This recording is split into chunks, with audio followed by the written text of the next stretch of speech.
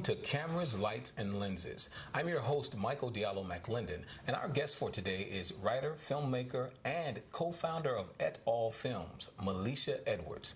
Meleisha, thanks for joining us today. Thank you for having me. Well, it's a pleasure to have you, Meleisha. Talk to us about your new film, In the Spotlight. Well, In the Spotlight is about a jazz singer.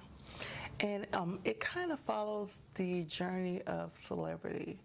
I wrote that because I feel like people have perception of celebrities, but really people don't really know the reality of what celebrities have to deal with. And so this kind of tells the story of a girl named Janae and her reality, which is different than most people's perception. Wow. Well, it seems like you, in some ways, just burst onto the scene, because I know you were in the natural sciences at first. How was that transition from natural sciences to filmmaking for you? Well, it was a big transition. I actually am a medical school dropout. I was in medical school, and I decided that I couldn't live the lie anymore. So I left and decided I was going to go for what I really wanted to do, which was to be in the arts. And so I just gave it a try. I started writing. I started learning about producing. I started shadowing people. And here I am. You talked about living the lie. Your first film, I believe, Masquerade, is about something like that, and you won a lot of awards for that film. Talk about Masquerade and some of the awards that you received. Well, Masquerade is a little different type of film. It's a silent film, and I chose to do a silent film because I was taking a filmmaking class, and they said if you can really tell a story without volume, if you turn the volume down on a show and really can tell what's happening, that's a good film. So I said, I'm going to try a silent film. And like you said, Masquerade is talking about, again, reality versus perception. What sometimes we show people is not really our reality. And it's talking about how, we kind of mask who we really are sometimes. What made you take it to the next level? You started, co-founded Et Al Films. Talk about Et Al, what that means, and what the vision is for Et Al.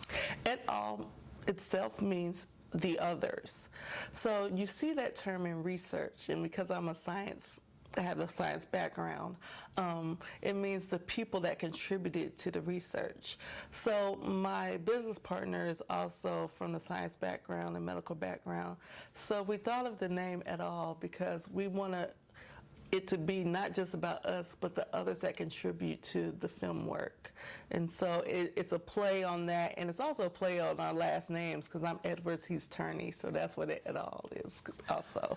Now, I happen to just notice on Facebook when I'm on there that you're everywhere, whether it's Dubai, I don't know, everywhere, Brazil, I can name all the places it seems like you pop up. Is that related to your filmmaking, or are you just kind of on vacation when you're not filming? No, actually it is. We've been hired, Et Al has been hired from the Black travel movement. It's this huge travel movement that's come about, and we've been hired to do their film and video.